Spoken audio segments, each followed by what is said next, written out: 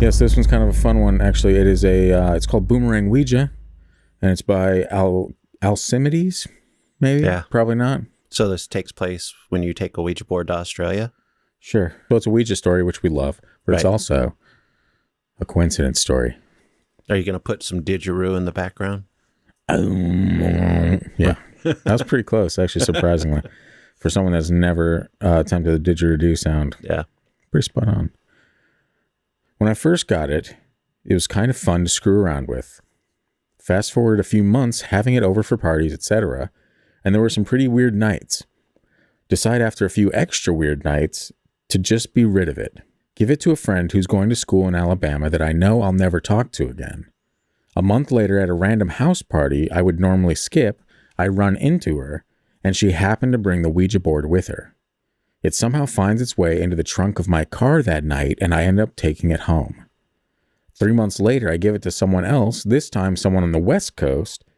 6 months later, she's back in town, and the board ends up at my place somehow. I have nothing to do with it. Finally meet some exchange students from Austria.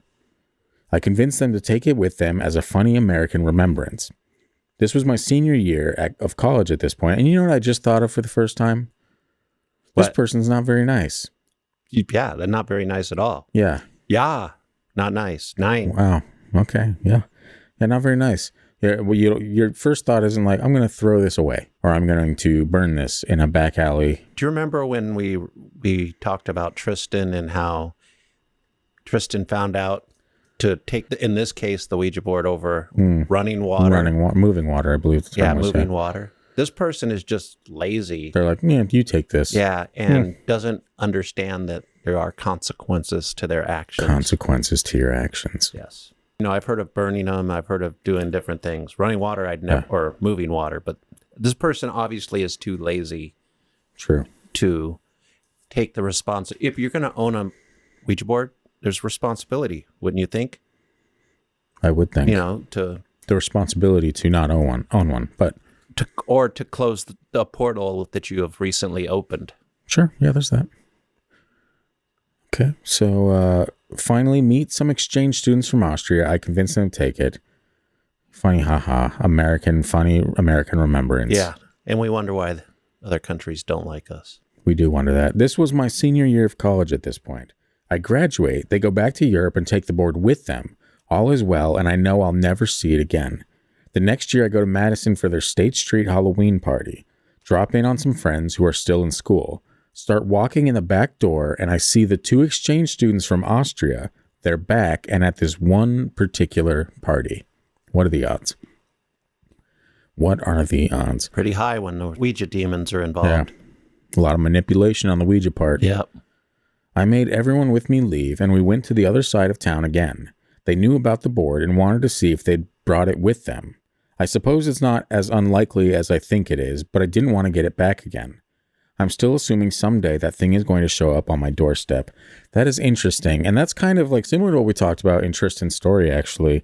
It's like there's something sentient about this board. Yeah, you may be willing to let it go, but it's not willing to let you go. Yeah, like a real 80s movie trope almost, where it's just like, you know, the slow violin music plays and the kids are walking. They get off the school bus and they're like, I'm so glad that's over.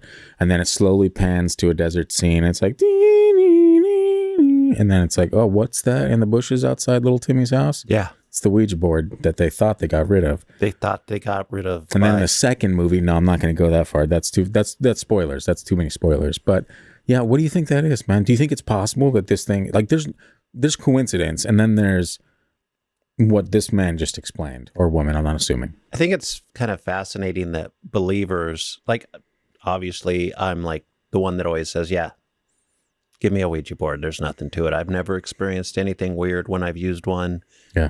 You are the one that says that. You're right. Yeah, but it's really fascinating to see how many people completely believe that weird stuff's going to happen, and weird stuff does happen to them, to the point where he sends this Ouija board to another country.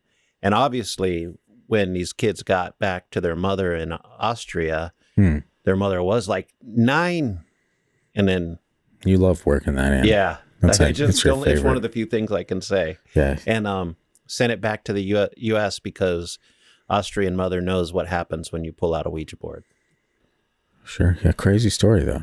It is pretty crazy. Do you enjoy accents? Are you a fan of accents? Do you like trying accents? Or do you just get like a little kick out of it? Yeah, because I'm not very good at it. I've recently, I actually enjoy like just trying to say certain sentences, right? Mm-hmm. China is not a fan. I don't play. And I think I've been working on my Scottish or Irish for far too long that when she hears it now, she looks at me very sternly. Like, you do that one more time, dude. One more time. Did she call you Shrek? No, but that's usually the inspiration. There's like, it's like a heavy, it's like donkey, like, you know what I mean? Yeah. Dong. It's like a donkey. I don't know, man, but I try and I'll experiment with that. That'll do, donkey. You know what I mean? If we ever tell a story about Finn McCool, you'll have to be ready.